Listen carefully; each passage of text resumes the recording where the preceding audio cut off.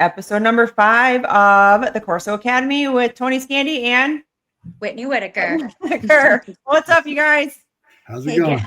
Good. It's a really good episode that we're looking forward to talking about. Tony, you have, so many champions within the AKC. We're going to talk about that too. So why don't we get into it? The standards of showing and kind of what we want to discuss within this AKC confirmation show today. You want me to start? You want me to start off? Yeah, you can start, Absolutely. Tony. That'd be awesome. I'll start off and address a lot of stuff. And the same thing with this episode. If anybody wants to reach out to you guys after, you can do a part 2 follow-up, answer any of the questions people have for you guys. For me, address these girls. Don't send me messages. I got enough messages coming in. I can't keep up with it, period, anyway. Send it to them. They'll stay on it for us, and I'll get you any questions answered that you guys have. So Absolutely. As far as showing, we'll go ahead and hit showing because it's always been a big topic. It's always been a big thing. You guys are getting into it. You're showing for yourself for right now, getting into the ring, and you want something you want to do. I have a lot of people to reach out. Hey, I want to show. I want to do this AKC. I want to do this rare breed. I want to do these other circuits. And when I talk about it, it's not just going to be an AKC thing. This is AKC, ARBA, whatever, rarities, all the different show circuits. There's what's the other one called? A lot of people do the one where no professional handlers. I can't think of it. Becca or something. But some of you can't have a professional handler, period. It's got to be owner handlers. And they're all good. There's something positive about all of them. In my opinion, AKC is the way to go. It's the reputation. It's the right show venue. It's recognized. It's worldwide recognized. Unfortunately, it has its quirks. And it's not the AKC that has its quirks. The quirks come from judges, the political part of the AKC. And the AKC reps know it. The people on the boards know it. There's been a big thing addressed, I want to say maybe 6, 7, 8 years ago when the numbers of the entries were way down and they were trying to figure out what's going on. Why are the numbers down? And one of their own board of directors said, hey, the numbers are down because the people are catching on. They're tired of the bullshit political shit that our judges are putting up their handler buddies with dogs that don't compare to better dogs. It's the politics of why our numbers are down. People are only going to spend so much money with us. They're coming into this, putting dogs in the ring, and they're getting beat by dogs they shouldn't be beat by. And they're like, I'm done with this shit. I'm not going to give my money away. So were those people you think going to the other shows rather than the AKC? Or were they just going to other shows, but are just not going to shows, period. It turns them off so bad. They just are like, shows aren't for me. So I tell people, listen, don't get discouraged. You have to fight, period. You got to get out there. Like I've championed more dogs than any breeder in the country, probably the world, myself. And, I've used some handlers at times, some very good handlers that do an incredible job. Unfortunately, some of the wins that the handlers get, they're not earned. They're earned because of the relationship with the judge.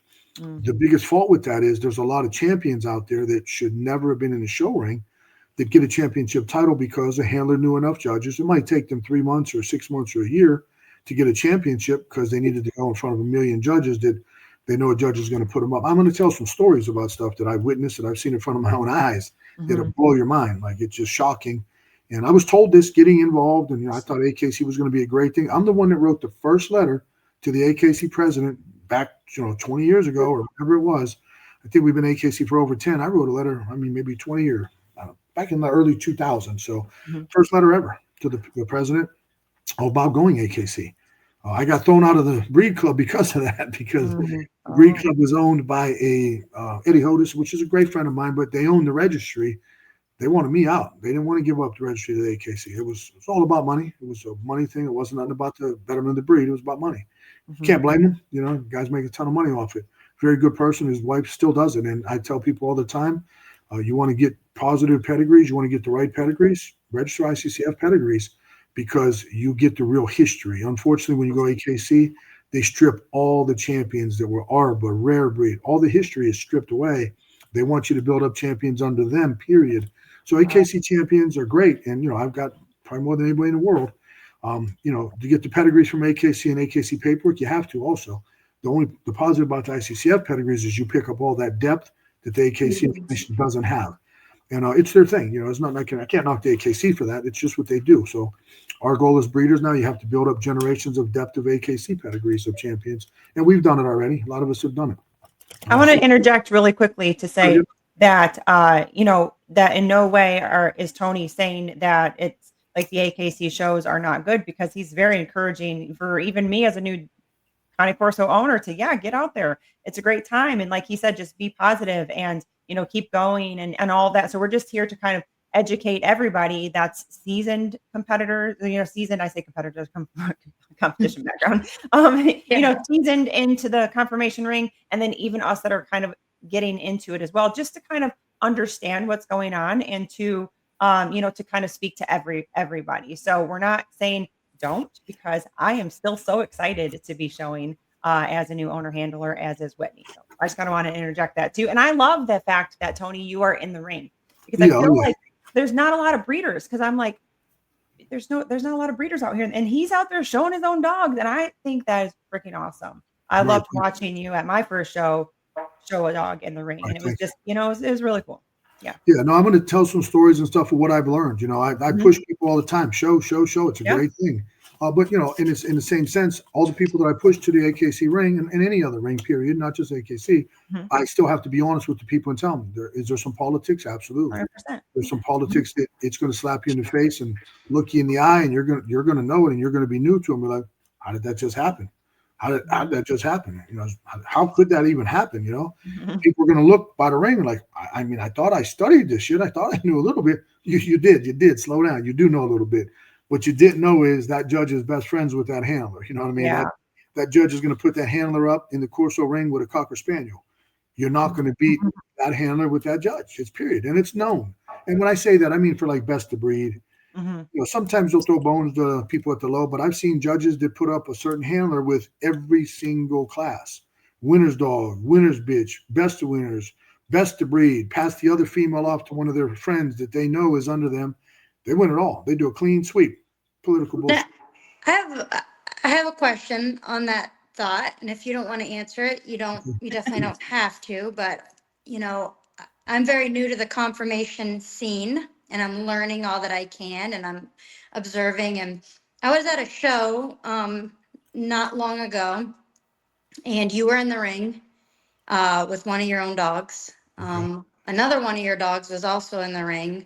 That dog was with a handler. Okay. And then there was another handler in the ring with just another dog from some other breeder. And as I was watching it, it was, what's the word I'm looking for? It was very obvious to me that, you're my friend, but it was very obvious to me as I'm watching. I'm like, oh, he's got it.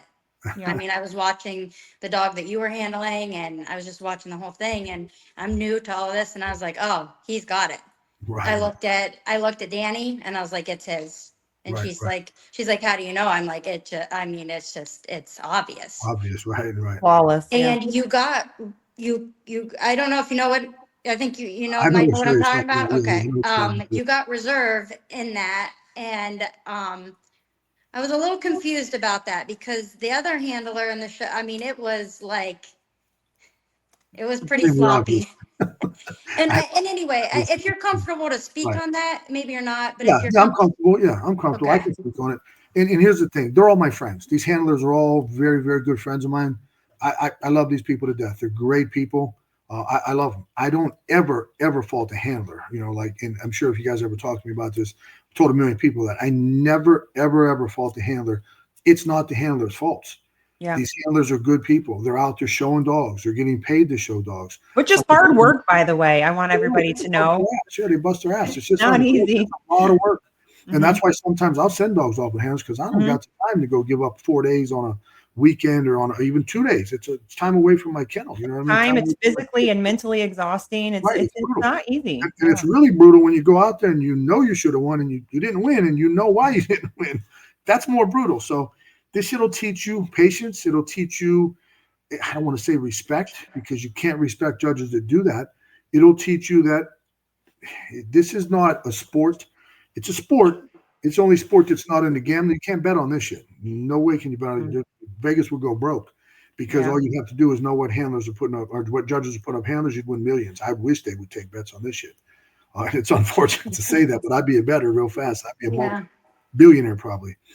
So I picked the 9 years straight. I picked the Westminster winner, and it's nothing against the handlers. It's not their fault.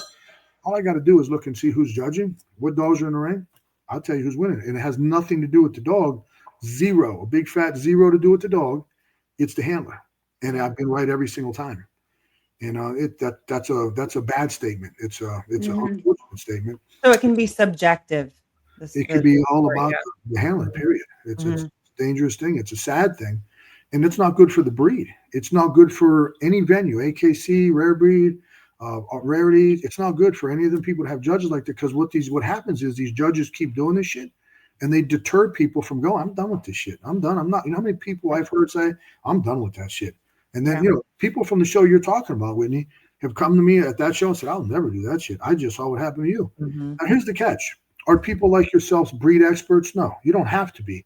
You go to a show, you know what it's supposed to be. The dog's supposed to show. It's supposed to show, be handled incredibly well. It's supposed to move, gait, stack. It's supposed to do all kind of things the right way. It's not supposed to make mistakes in its gait.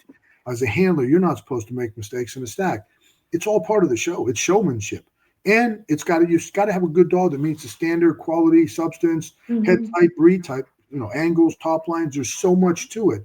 But when you come to a show like you're talking about, and I know what you're talking about, and I had 2 dogs in the ring, both mine. I win either way. It doesn't matter to me. Another very good friend of mine had a dog in the ring too. He had just got it. It was a nice dog. He bred it, a nice dog, nothing wrong with the dog, but the dog wasn't ready. And that's not his fault. It's not his fault at all. But he's a very, very popular handler. His wife is a very popular. They're incredible handlers. They're great people, great family. Her father, he showed. They're some of the best names in the AKC ring. I'm not going to name their names, but they are. They're great people. And like I told you, it's not their fault. I'm not mad at them at all. Not one bit. Hey, you got to play the game. I do the same shit. So, when you watch that show you're talking about, and I can name the one dog because it's my main guy. The dog Sarge. Mm-hmm. I was a younger dog at the time, but the dog Sarge, I think, is the best dog I've produced in my entire life, 37 years. He's going to do some damage. I got some litters coming out of him already. He's going to do some damage in the breeding program. He's going to do some damage in the show circuit because this dog's a rock star. You've seen it. And when you said that you told Danny and them, well, he's got it. He's got it locked up. He can't be touched. You're watching a show when you're watching a dog show flawlessly. I showed him flawlessly. Like the dog's. Well, that's it. I was telling Danny about it. She doesn't know much at all about the conformation stuff. And I'm like, you watch the show, it's between the dog and the handler. It's everything. Like it's showmanship too. Right. Yeah. So in that same show that you're talking about, and it was obvious, like you said, it was extremely obvious, and you couldn't understand it. Here's what I'm going to explain to you. So I showed 4 days, and I did get a winner's dog with him. I think one day, and then 2 of the other days, my other dog got a winner's dog, and the other dog got a winner's dog. I think 2 days. The other dog, I think it was a 5-day weekend. So what you saw, I remember you being there. So the one dog that won that day, I'm pretty sure. You saw 2 days. So the one dog that won the one day was crossing up all over the Pam. I think it was your first show. You came. Yeah, it was. I was standing ringside, so I was. Remember what you said across from Whitney. Yeah. Mm-hmm. Remember what you said to me after that dog won? Yeah, I do. I said, yeah, that makes me not feel as bad because it was my literal first time with a 6-month-old puppy going out into a ring. And I was just kind of a hot mess, but I just went out there, to do what I, could do. And I felt really awkward and bad. And then when this person you're talking about went out, I said, well, I don't feel that bad because they didn't really and I knew who that handler was from just watching him. He's great. It made you feel good about yourself. It was a hotter mess. So good. Extreme hot mess. And you should have felt incredible because you did better. and he's an incredible handler. I don't want to say things. An incredible handler. The dog wasn't ready. He got it back from a customer, sent him a dog, wasn't ready. But that dog tried to trip him up, crossed up his feet, sat down. Lower, sitting down, not letting the judge examine him. Mm-hmm. Every single thing that the dog is supposed to do in the ring to win, he did the opposite. Wouldn't stand for exam. Not a mean dog, not unstable. Stable, just too excited, too happy.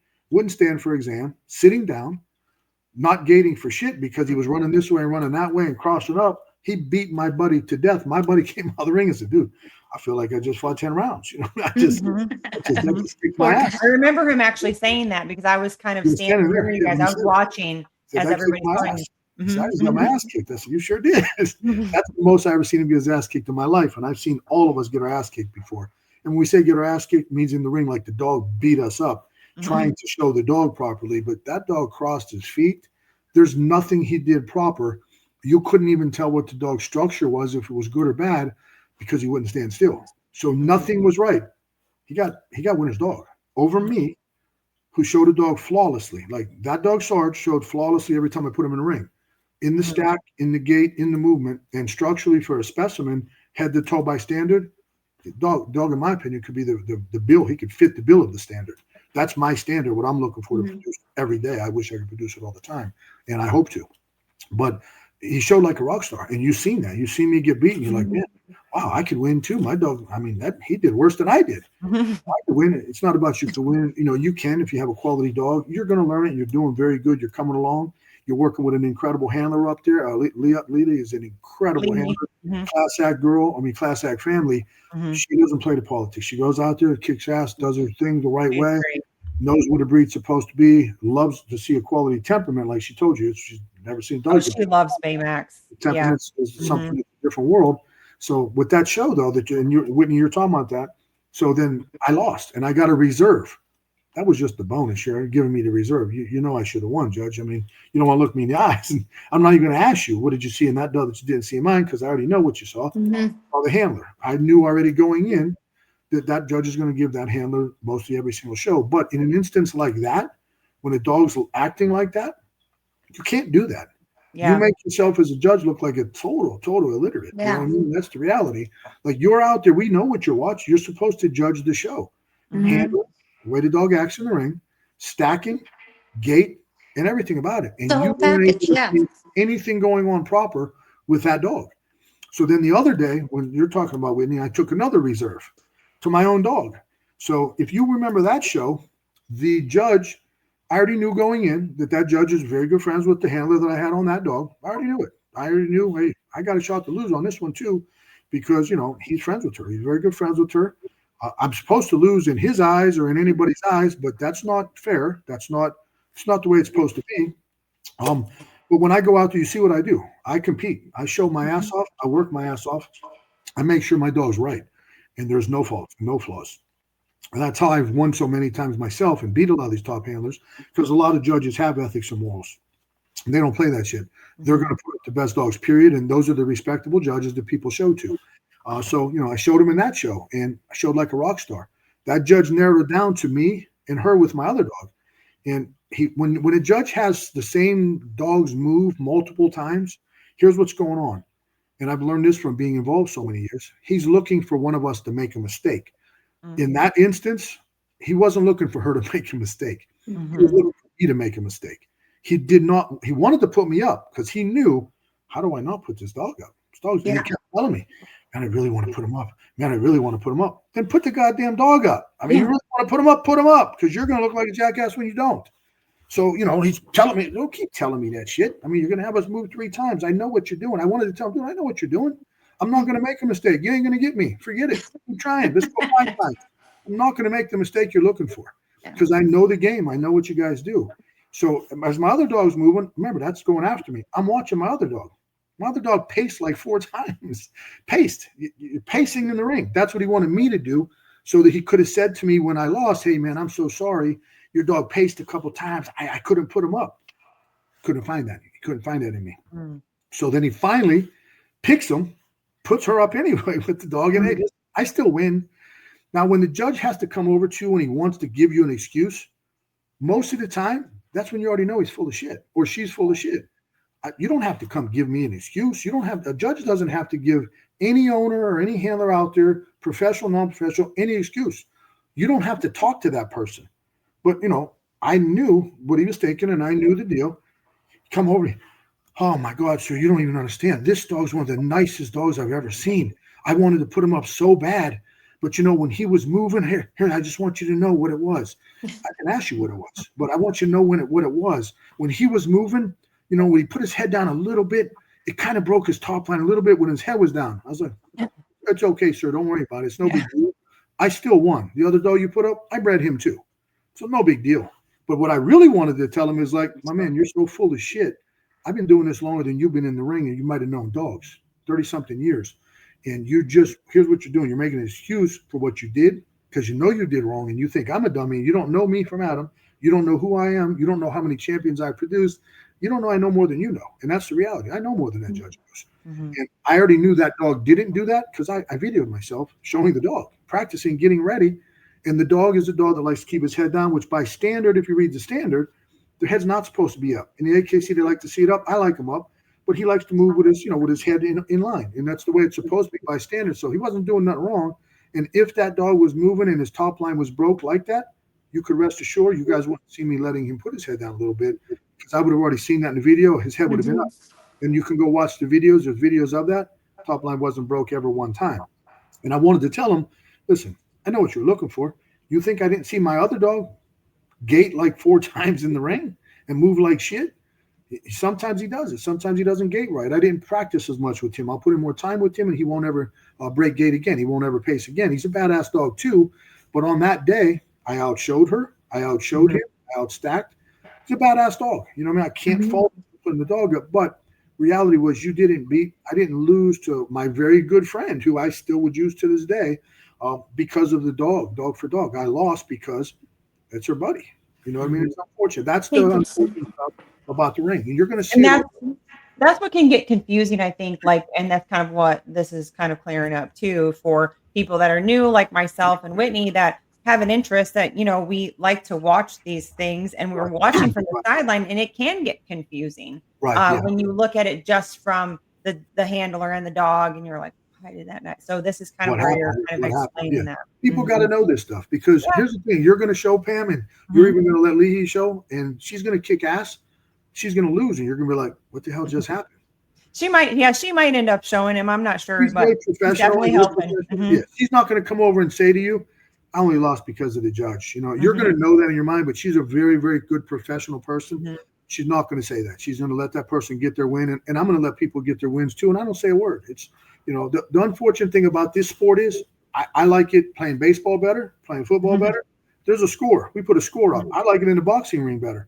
When we got judges like this, I'm just going to stop you. I'm not going to leave it to the judge's hand to screw me out of a win.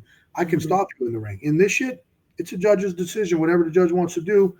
And if they're corrupt and they want to put up dogs with handlers that they know that they shouldn't put up, that's on them. But they're getting bad names from that, bad reputations. And we know who you are. All these other handlers know who you are. There's handlers that sign up a same dog in 3 different show venues, 3 different places. And they're waiting to see what judges are they going to know more. And that's where they're going to go show. So you're going to get discouraged, Pam, when you get beat, when you get really good and you're out there and and everybody comes and says, man, your dog outshowed everybody. He should have won. You got to forget about it. You got to just go clear. Hey, you know what? This is the shit that's going to happen. I already know it. Yeah. You'll get your championships. It's going to champion. No question. Whitney, when you get out there, 2 of yours, you're going to do well. You guys like the dogs. You want to put your time in. Anybody out there that wants to show. Get out there and show. Put your time in. It's a great thing. It's a great thing. AKC is a great thing to be out there, showing out there. Just understand that there are times that you're going to lose. Now, here's the thing. It's hard for me to even say this stuff. I get a little worried sometimes being truthful, but I'm not going to. I was going to say, are you worried that this might cause you some more problems by being open and outspoken about this stuff, like in the ring, where you might get some more less favoritism? And I finish all the champions I've been finishing, huh? Here's the deal. It's a double-edged sword. Here's the thing. Do I know that? I mean, a lot of judges are going to see this. A lot of breeders are going to see this. Hey, listen, share it around to all the judges. I hope every AKC judge in the world, and every ICCF, every Rarities, every ARBA, every judge in the world and in all countries watches this. FCI everywhere. If you're a judge and you want to have a good name, do the right thing, because what you guys don't understand, for some reason, I think you guys don't realize, we know what dogs should win. We're all breeders. We've been doing this a long time. In all your different breeds, people out there watching you, they know the right dog. So when you ignorantly put up your best friend or a friend of yours because you know you're going to get that person a bonus, here's what you're doing. You're hurting the AKC by doing that, because you're chasing entries out of the ring. You're chasing people away. Yeah. So if you want to do your job the right way for the AKC, do your job the right way and pick the best dogs. Now, granted, I know that some of the best dogs aren't going to be handled the best, don't deserve to win. But when they're being handled the best and they're being handled just as good, and you know that other dog did a better job, don't be afraid. You don't have to put up your friends up. They're not going to get mad at you. Those people don't care. Those handlers don't care if they win or lose, because here's the reality. When you put up the right dogs as a judge and you don't put up the dogs that just the handler's own, you're prolonging their paychecks. You know, that's the reality. Now the person that's showing with them just to get the championship, instead of paying them for 2 months, got to pay them for 6 or 8 months till they get their championship, because it might be a dog that doesn't deserve one anyway. And well, you hope that if you really want to help your handler out, leave them out there. Leave them out there for those dogs to be points that don't deserve to win, and let them earn it the right way, or maybe never earn it. You'll be more respected. Like there's a lady, Kelly. Kelly has a sister to Sarge, very nice female. Kelly, you know, she was there. A big regional show, and I said, "Are you crazy? Is she going to drive across the country to go to a show when you know damn well it's probably going to be political?" No, listen, I did a lot of research on this judge. She's fair. She's very fair. Everything says that she's going to pick the dog, and it's got to be handled right, but she's not playing the politics. I said, "Go ahead, get your ass out there then. I hope you win." I watched it on video. It was on live. A guy shot it live. She kicked ass. She showed like a rock star. She'd been practicing her ass off. That dog showed like a dream, structurally on time. It's Sarge's sister. Looks just like Sarge in the female version. Knockout. Badass dog. It was the pig. She had the pig female. And she showed the shit out of that dog. She got a nice little fancy outfit that they were doing. It just showed with these crazy outfits. I don't know, like a rustic or historical. She looked like she was some professional handler out there. She did. You guys watch it. I'm like, she should win. She's going to get screwed possibly, but she should win. There's a couple of professional handlers in the ring with dogs showing like shit, not showing proper, and not better dogs. Everything was stacked for her as far as if you got an ethical judge. She took home winner's bitch at that show. And best winner. She went up over the male too. So that judge, I respect that judge. That's how you earn respect as a judge. Judges get paid by entries in the ring. If these judges, and I want them all to hear this, I hope we get shared on it. You want entries in the ring under you? Do the right thing. Those professional handlers under you are still going to show under you no matter what, because, you know, they need points. They're going to come under you. If you put up the average Joe handler, if you put up a little 12-year-old that's got a great dog and showed great, or a 10-year-old or a 15-year-old or somebody that you ain't never seen or you can tell is new that did a great job, you did the right thing as a judge, and you'll be respected, and you'll get all these new people to go in front of you, people that have done some research. Instead of getting an entry of 12 dogs or 9 dogs, you're getting an entry of 50 dogs or 80 dogs. You know, we know this stuff. They don't think we know this. They don't think that there's these things on the internet you can go to. I don't have to tell you stuff. I'll never say judges' names and stuff. But if you go online, there's some pages you can look up judges' reputations and stuff. I don't know if they know the shit's out there, but it's out there. You can see who's going to do what. You know what I mean? Now, when I pick the shows and I pick the winners, I reach out to all the top handlers, say, who's winning this week? Who's winning this week? Who's winning this one? Who's winning under this judge? They tell me. They're not going to tell me. I didn't pick them all on my own. I reached out to all the top handlers in all the different states. Hey, no, I'm not even wasting my time coming. I'm entered, but I'm not coming. I ain't got a shot in the world over there. This such and such got it locked up. It don't matter if such shows a Cocker Spaniel in the Corso ring. She's or he's winning. It's a sad thing of the rings in all venues, no matter what it is. Judges, well, and saying this though too. So again, you and I have talked about this a lot, and how similar. Now a lot of people watching this will know this, but it's similar to this as it is bodybuilding. It's just bodybuilding for dogs, really, and it's so parallel because there's judges that favor different handlers or maybe breeders or what have you. But you're kind of saying this to us as to Whitney and I as new owner handler in the ring to say, hey, this is part of the game, unfortunately. Just to know going in, don't get discouraged. Right, exactly. Keep showing, learn the game, learn the process, and show your dog to the best of your ability each time. And continuing to get out there. And I just feel like it's such an important conversation to have, just in general about the show itself. Like we've talked about so many times, is there are some of these politics in there, but don't get discouraged and just keep going, because hopefully these conversations can maybe shift it a little bit. But just know going in that, some of these handlers have been doing this for their whole life. And I was going to ask too, based on that, sometimes in the ring, and this is how it would be for bodybuilding too. Somebody will say, oh, they'll just see a picture of the dog that won or what have you. Is it sometimes the case of you can only judge like what's in the ring? So if there's only these 3 dogs and there aren't, there's not like a incredible dog there. It's like they just kind of have to put up the one that's the best of the worst. The crazy thing is, I just had this discussion with another friend of mine the other day who is a judge. And, his thing was, and this is how I would judge. I've judged before, like I can be a judge. I don't want to be a judge because I would be, to me, it's unethical to be judging your own dogs in the ring that you fed. Yeah. And I know other people that are breeders that became their own judge, and they had their clients who had dogs that were trying to attack judges come and show that dog under them so that they can finish a championship. It's a sad thing. It's a sad state, and that's somebody that's involved in the club. The breed club has done that with one of her own dogs. Had somebody fly out to a show she was judging, put that dog up. It was dangerous as hell. The dog was getting ready to be DQ'd out of the AKC for life, like many other ones of that breeder, DQ'd for life out of the ring. And it's sad, you know what I mean? So I don't want to be a judge for that aspect. Maybe when I'm older and, hopefully I do this for another 40 years and can do this till I'm 100 and some years old. I don't know, but it's probably not going to happen. Maybe one day when I'm retired out of everything, I'll go out there and start judging. But what you're asking, the question you're asking is if there's 3 dogs in the ring and there's nothing out there that's really that nice, the judge is allowed to withhold ribbons, withhold the from everybody. And hey, listen, there's a bunch of shit out here and I'm not putting any of this stuff up.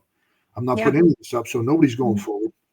I can tell you a funny story that links kind of to that. Like I remember I said I did judge at times. So I judged one show one time at a big ICCF show. Big show we did down, I think it was in Atlanta or something, with a couple of Italian judges that were coming over. And they asked me, and I said, listen, here's the deal. I'll do it. I'm not coming to your judges' dinner or none of that shit. I don't want to meet them judges. I don't want them to see me. I don't want them to know who I am because I'm still showing. I'm not going to give up me showing dogs to those judges that I respect, that I know the breed very well, to judge your show. I don't really give a shit about judging. I'll do the last show and don't tell them who I am. Act like I'm not even there. So we show 3 shows out of 4, and I kicked ass. I won with all kind of shit. Best of breed, best of obs. We kicked ass all weekend. And me, myself, and I had another handler buddy, Ryan Towler, that came with me, and we're showing, and we're winning everything. So then when it comes to the last show, I'm the judge. So now the 3 Italian judges are all sitting ringside, and Italians, they speak loud. They're not real quiet. Sometimes overseas, they don't play around. So I'm judging, and I'm judging winners' dogs right off the bat, winners' dogs.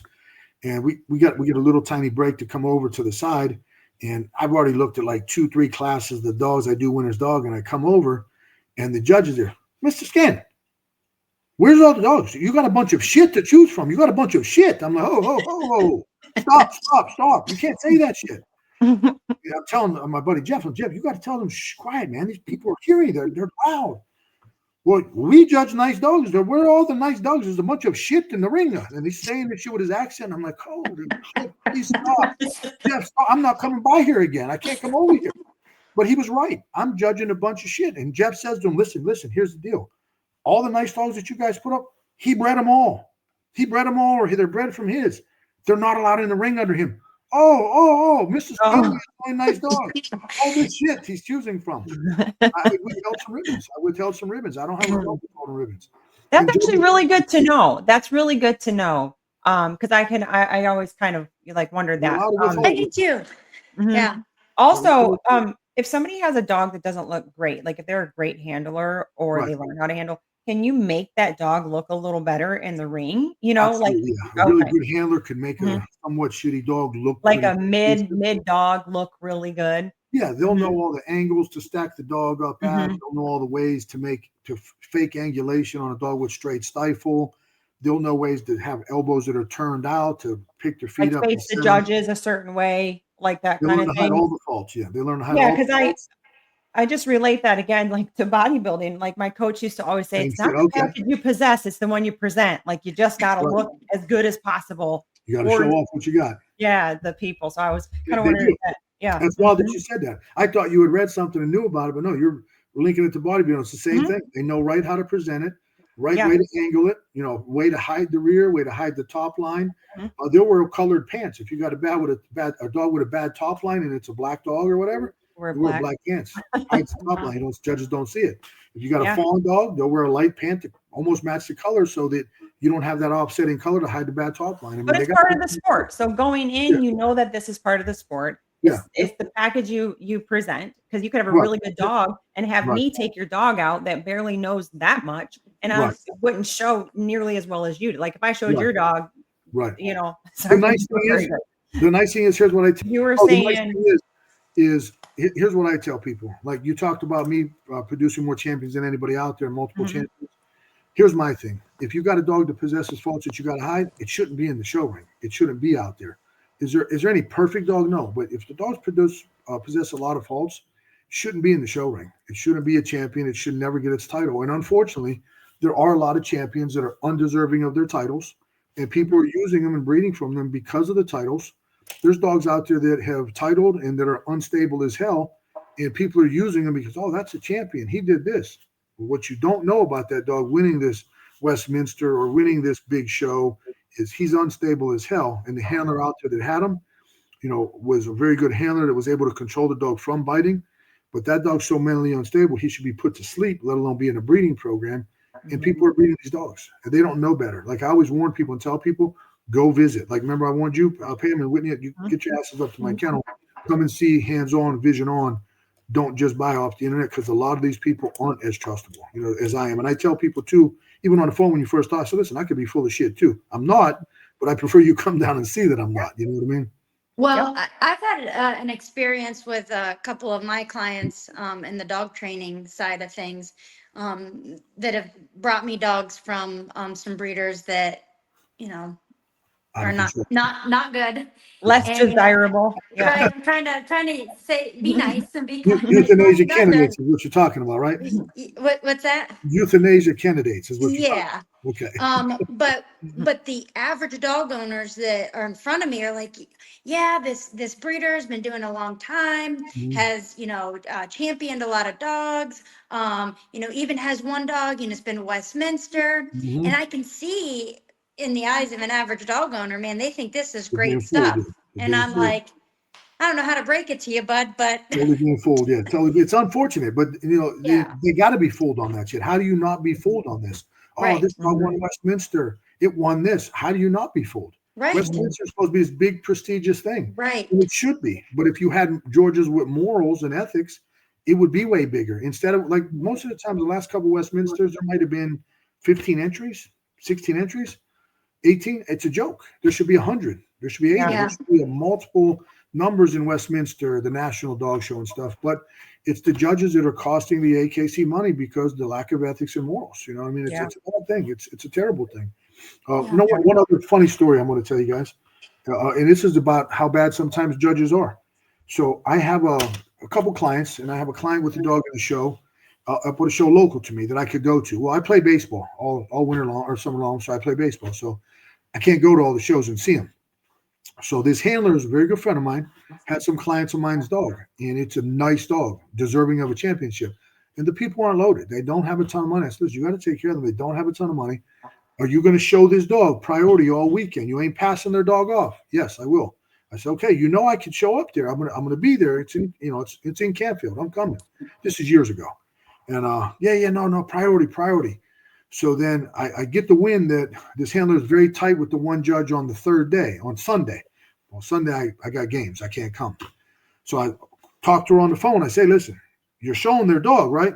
Yeah, for sure. I said, don't show that basket case that you've been showing for them people, from upstate, Ohio, that should be euthanized. Don't you dare show that dog in front of those people's dogs, because this judge is putting you up. No, I won't do that. Well, what she didn't realize is if it rains, there's no baseball.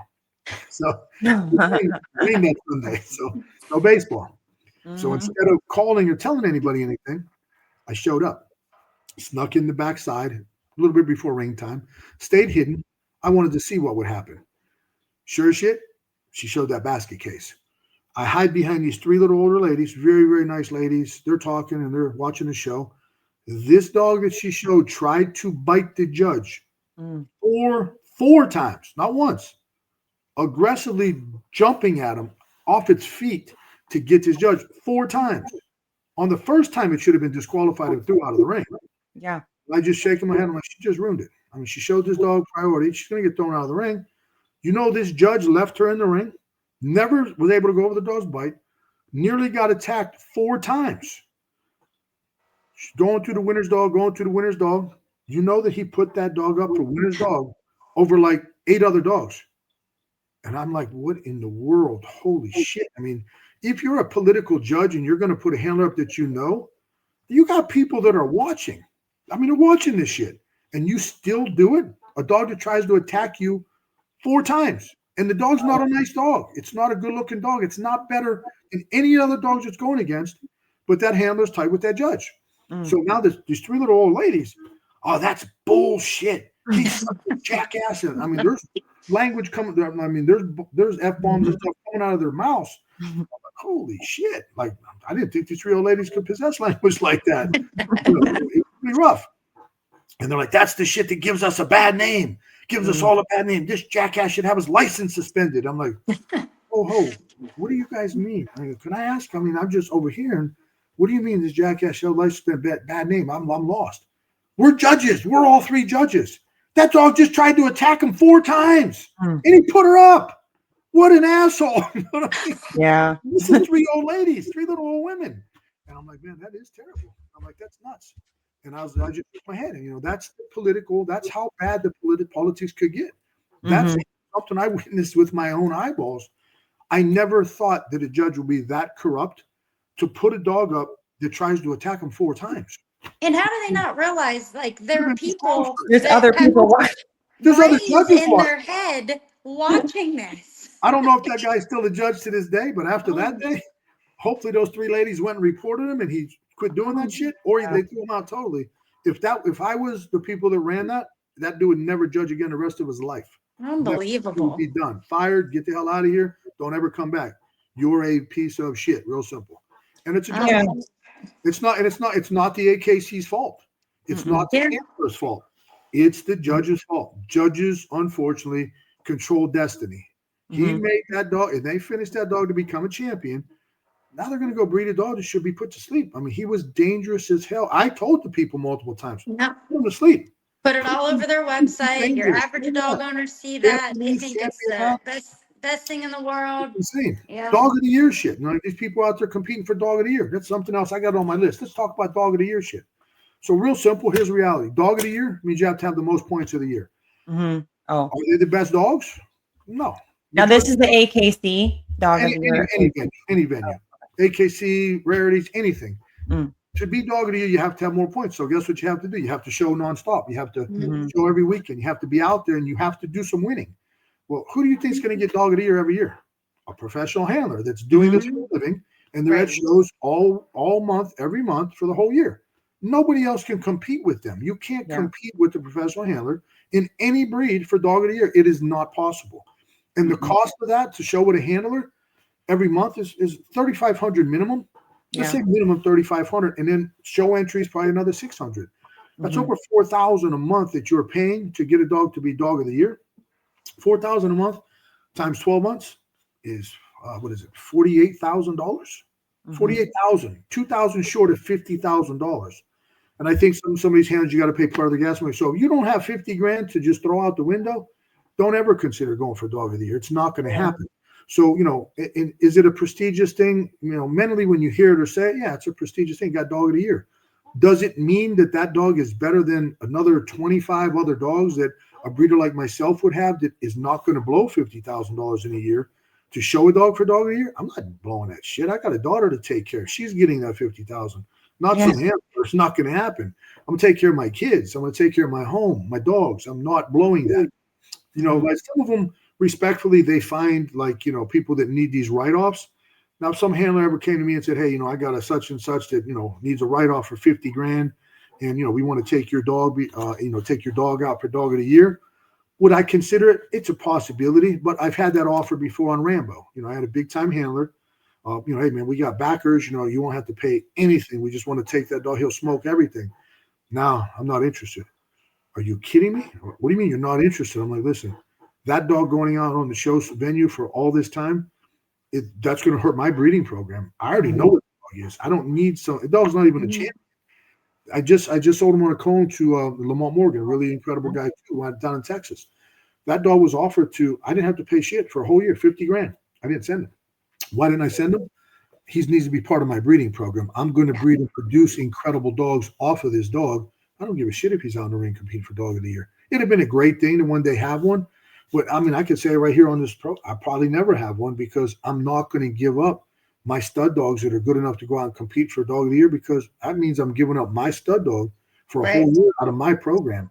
My goal as a breeder is I want to produce the best dogs in the world nonstop. I'm not going to give up a whole year of my dog out of my breeding program to go compete for dog of the year. I can shit less about that. So you know, need to educate themselves and stuff like that. You know, that dog's never even finished a championship. You know, he doesn't even go to the ring. I mean, Lamont might take him out. He said he might take him out to the ring. Really? He'll kick ass. He'll smoke shit out there, no doubt. But if you got time to do it, do it. You know what I mean? Now, all my new stuff, young stuff coming up, I'm going to put him out there. Grinch will get his championship. Sarge is going to get his championship. Bosa's going to get his championship. You know, I got a lot of nice young stock coming up. There's going to be some incredible studs. You know, they're already starting to work into the program, doing great things. You know, they're going to get their championships because I think they're all that great to get their championships. You know what I mean? Get their championships, and that's it. I'll go compete at big shows where there's big time judges coming in from overseas, reputable judges that are respectable. They come in for a big show that you got this judge that's, you know, he's a world renowned. He ain't going to play politics. Oh, I'll be at that show. I'll be at that show. Go to those. Yeah, absolutely. Shows, you know what I mean? But that's you playing the game. That's you playing the game, understanding that this is part of the sport. I wanted to say too that I have had really great experiences so far with the judges that I've at least been in the ring with. You know, they've been kind. I've like, hey, I'm kind of new. They're like, we love new people. And, you know, and so they'll have me go around again, you know, and offer, you know, this or that or whatever. So I've had a really great experience in the ring with a lot of them will help you. I've been there. They compliment his temperament and say, we'd rather have a happy dog in here, you know, and all of that too. So I think I've had a really good experience. I wanted to kind of talk about really quickly, Whitney and I had mentioned before we jumped on about the junior handling portion of the AKC. Of course, I looked in, those are just, you know, I don't know what age that is for the kids. Is maybe 8 years old. Yeah, I don't know.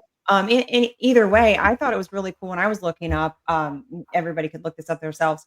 A part of it is that they have a lot for the junior handlers. I think there's a lot of positive parts to it. Tons of positive. I mean, to me, it's all a positive. The only negative that I found within the AKC organization isn't the AKC organization. It's the political corrupt judges. Yeah. That's it. Yeah, for sure. They're just the handlers. It's not the handlers.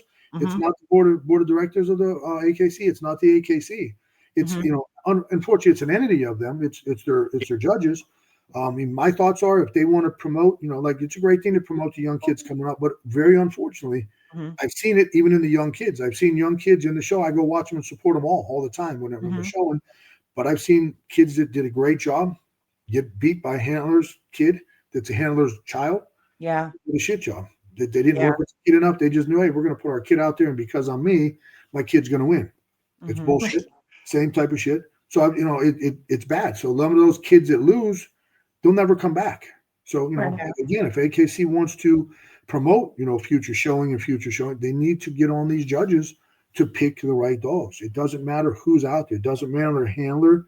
It doesn't matter if you've never seen this person in the ring before. If they're out there showing the dog and doing a great job and the dog's a great dog, put them up. You don't put up handlers all the time because they're handlers. You don't put up children's handlers because they're a child of a handler. A child of a handler can lose to a regular child that's been out there working harder than them, just like in any other sport.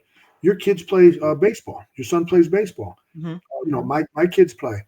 We're going to make them great athletes by working hard. So if those handlers are putting their kids in the ring and expecting to get the win because of who they are, don't expect that shit. Work with your kids hard. Let your kids become better at that. So when they go in that ring, they smoke everybody. Yeah, on their own. Kids. But I've seen the opposite. I've seen the other kids that work harder coming in and say, I'm going to get into this, something I want to do, and go in and compete and look great and lose to a handler's child that didn't do a good job. Well, what did you do to that child? You just deterred them away from it. That's what's really hard about the kids part too. Yeah, because you can't explain that. Deter, yes, exactly. Easy to deter children. So if you do get your kids out there, you have to tell them that right up front. You know, let me talk to the kids because you know, I'm good with kids, as you see with coaching the kids and stuff like that.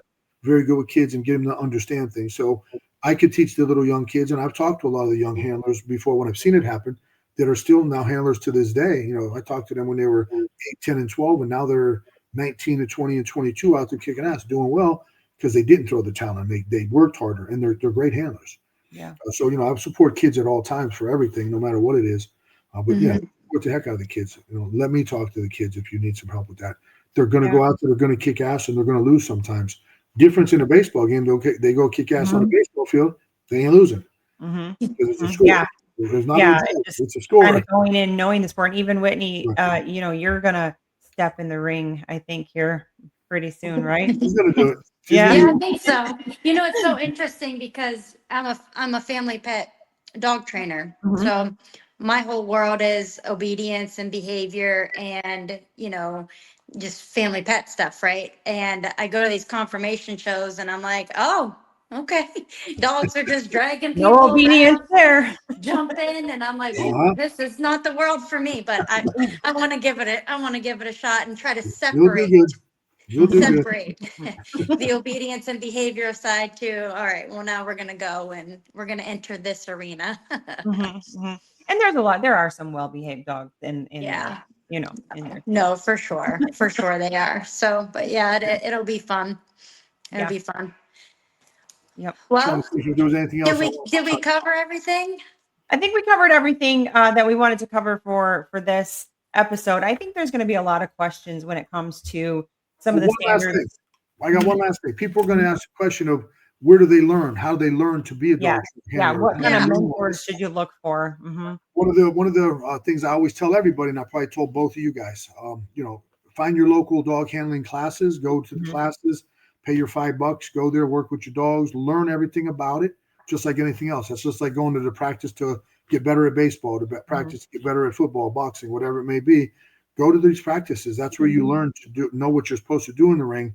A lot of times people go in the ring and don't even know what they're supposed to do. I And it myself helps your dog know what to do helps your dog because know everything. I yeah. myself went in the ring when I was young, a long time ago. When I first went in the ring, I had no clue what I was doing.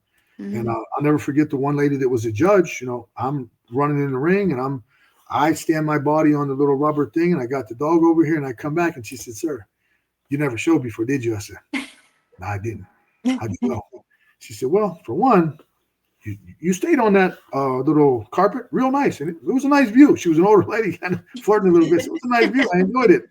But I'm supposed to see the dog over there running. I said, "Oh, shit." So the dog goes on that? She said, "The dog goes on that." That's If I would have hilarious. went to handling classes and learned, dog would have been on that. I didn't know. Yeah. I'm Yeah. moving the dog the one time in a down and around in a little circle thing that you do. And the one judge comes to me and says, "Do you know why you're doing that?" I said, "Because everybody else is." "No, you're doing that because we want to see the side gait of the dog and Mhm. you let the dog get into a pace." So, I'm older. I learned the hard way. I didn't have everything accessible to me, all these classes. And I didn't have internet wasn't accessible to me when I first started. I got better by videoing, bringing a little video camera and videoing all the top handlers Mhm. and learning from them. I'd watch it at home over and over again and go do it in my front yard and video it and come and make sure. I remember going to a national specialty, and there was a guy named Ron Williams, who was probably the best handler ever in history in this breed ever, and maybe AKC is one of the top ever in history. Great guys passed away, but went to a show, and we're doing a little move, and we do a little move down at the corner. My buddy Jody actually did it. He did a little move where he did a little spin move, and Ron comes and says, "Oh, oh, oh, where you guys get that shit from? That's mine." He started laughing and smiling. Yeah, there it was. We Mhm. video, man. We're learning from the best. We're not going to learn Imitation is the from best the not form of best. flattery, right? Yeah, Yeah. it was he did that all smooth and everything. So we practice it a lot, man. We're going to learn from the best people. So Mhm. the reason I'm telling you that story is there's videos out there, and I'm probably told both you guys. Diego Garcia. Mhm. Diego Garcia is one of the best handlers AKC's ever Yeah, you seen. did tell me that before. Won the boxer, best in shows and everything at Westminster, not just breed, best in shows, top dog to show. He's one of the best handlers in the world ever. Mhm. Diego Garcia. He has little videos on YouTube. I want to say there's like a 4-part YouTube channel about all handling in different aspects. Watch his videos over and over and over again. You can learn everything. From Mhm. his 4 videos, you can learn everything about handling, other than some hands-on stuff, but the man is the master. He is a That's I master. will. I want to add to part of because I just come. I'm a person. I'm a coach who likes coaching. I believe in coaching, and I believe that it's like when I signed up with Whitney. Like, please, coaches need coaches. Like, I take direction well. So I wanted to add to like if you are interested in showing, or you have never done it, or maybe you're new, go to the shows, watch what's right, what's wrong, listen to things like this and find a mentor, and if you work with somebody get little ideas from things, but have like that one person help you. I guess that's my opinion too, because sometimes Absolutely. it can get confusing, and my coach used to say this too about fitness. There's there's a lot of cooks in the kitchen, it can just make one big mush. Right, absolutely. That's a So fact, yeah. yeah, and just there's a lot of ways to do it and learn what works for you. And I guess that's kind of what I'm learning along Right, the yeah, way. My absolutely. very fresh journey right now is kind of letting one kind of way morph me into the handler, I guess, with my dog that I get to be. Right. And we grow along the way because he's still puppy. But I thought I would throw that in there too. Because No, sometimes you're right. it's You're right. it's good to see all the things, but it's really nice to be able to take the decision fatigue off of you Right. and hone in and work with you and your dog and and just have fun with it too because that's I'm important. gonna hit on another point on that. That's a good Mhm, point that you made because I've seen it many times too. You'll mhm, go to a lot of these shows, and just like I see a lot of breeders that are educating and mentoring other people to be breeders that don't mhm, know what the hell they're doing still. That mhm. need to be mentored, not mentors. Yeah, It's the yeah, same thing with the dog show ring. You'll see people out there trying to teach people how to handle her. They don't know what the hell they're doing yet, and you're Mhm. teaching people to handle dogs. So you got to find a real person, a real mhm, handler. Those classes are great. The all breed classes that you would find that are certified AKC handlers. mhm. Learn from the right people. Don't learn from somebody that thinks they know what they're doing. Like you have Lee up there. She's absolutely incredible. You can learn Yeah, everything from her. She's mhm, badass. She's good. mhm. She's Yep, very good at everything, and she has, I'm sure, other different tricks and stuff mhm, like that. She actually at the Canfield show, she mhm. showed me a trick I didn't know. I've been Yeah, handling dogs for years. She's like, yeah, well, Tony, I don't. She's such a nice person, a nice she girl. is. She's like, Yeah. she was afraid to tell me. She's like, Mm, I don't want to try to teach you something. I know you know. You can tell me anything. I'm mhm, one of them guys that I'm open to knowledge. I want to learn still from everybody and mhm. anything. If there's something you got, little trick you got, I'm going to learn it. If there's some breeding thing that you could tell me. Tell me. The reason I got to be as educated as I became in this is because I never thought I was a know-it-all. Forever Actually, student. that's one of my favorite things Know-it-all. about you is that Mhm, you are always like receptive to new information. Always, you got to be. Yeah, you mhm. got to be. Something might Forever work a better student. another way. Mhm, And the mhm. trick she taught me was spot on. I said, Yeah, damn. And I've yeah, been showing dogs for, let me see, I've been breeding dogs for 37 years. I've been showing them for probably 27 years. And mhm. Yeah, she taught me a trick I didn't know. And it's that's nice if awesome. you grow with a mentor and you let them, shape you, Right. to help you find, like I said, kind of your way and your way in there. Because I don't know, I felt like that was Right. Oh, yeah. something that I'm noticing too. It can get messy and confusing and Real sloppy if you messy. Yeah. have all of these things. So I thought that, Very that's messy. why, with Whitney too, with the training, I'm like, okay, there's all these things, but let me just, let's just stick with, me, the dog and that kind of thing. Right. Right. So Yeah. yeah. Yeah, this was an awesome, awesome episode. I I want to think invite that everybody too that's Mhm, watching this. Come join our community over at the Corso Academy with Tony Scandy. That's our private Facebook group. Come join that. I'm so proud of that group and how it's coming together.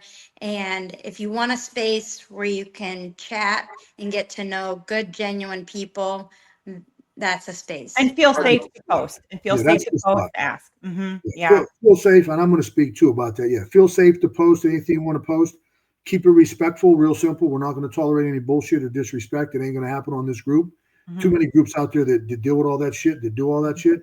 I mean, in reality is now that this group has started, and I'm a part of a lot of other groups and I respect a lot of the other groups, but there also is some shitty groups. There's some shitty mhm, groups out there that people that are running the groups don't know nothing about the breed. They just wanted to start a group so that they can become somebody. They're still going to be nobodies. It doesn't going to make them somebodies. They're out there. I mean, I mhm, see people out there that are, jealousy of this group with you guys right now because of the incredible engagement that we're getting because it's a bunch of respectful people and we're giving knowledge. We're not giving bullshit. It's real. It's not fake. And we're not tolerating bullshit. Unfortunately, I know that you guys have been blocked by people that blocked for what reason? Who are the nicest people? No, you didn't block me, but you blocked you too. Block you guys. Why? Why you keep me? Block me too. I don't You give a shit. know, but I guess that's Groups that's don't where know we get shit. to be that's where we just get to be set apart because it's a place there to celebrate your dog, and to you can be a beginner. Everybody's a beginner at one point and you can This is share this information and it's a great feel of a community to be able to share ups and downs. There's been people that shared their sad stories too and I felt so honored that some people would feel safe to post in there because we would all, you know, be there for them too. And I'm with going to because tell you. going to hit on something that's going to be funny. I'm going to relate two different things. So it's amazing to see the engagement that we're getting, but people are safe. They know they're safe in here. They know we're not going to tolerate any shit. I don't tolerate any shit. I'm not going to tolerate. I'm not going to tolerate. You start abusing some people. You start abusing women. We got problems. You know what I mean? It's just we're not going to deal with it. You know, you abuse innocent in men. I don't care if it's men or women, children. We don't deal with abuse. We don't deal with ignorance or criticism. This is for a positive. This is to help people, and that's how we're going to keep it. So you guys just said about the safety, and you've had people say to you guys already about it's safe there. It's a safe place. It's a safe place to ask questions, engage. We're not going to get picked on. I used to own a restaurant nightclub many years ago, way back in 2000. And I turned it into the top nightclub in a tri-county radius. We were ranked number 10 in the state of Ohio in 2 years. I made the rankings of number 10 in the state of Ohio. State of Ohio is a big state. A lot of the people that used to come there, especially the women, they would come and tell me. They'd be like, tell me, you know why you come here? I said, I mean, I don't know. It's the hottest place in the town. Why you come here? No, that has nothing to do with it. You. I said, what did I do? It's safe here. You don't tolerate bullshit. Nothing's going to happen to us at this place. Our parents, I had let younger girls coming in and tell me, our parents said the only place you're allowed to go to is Tony Scandy's club. Nowhere else. You don't step in another place but his club because you're safe there. I know that my daughter's safe in your club. I know that my son is safe in your club because I had a group of people that were my staff that were the same way I am. We're not going to tolerate shit. Nothing's going to happen to anybody. We're going to take care of people. That's the same thing we have here. Nobody's going to get taken advantage of. We're not going to let anybody get beat up or criticize people or abuse anybody. It's all for information. This is all to help the public and the world. The world is invited. You know, you don't have to have guidance from me.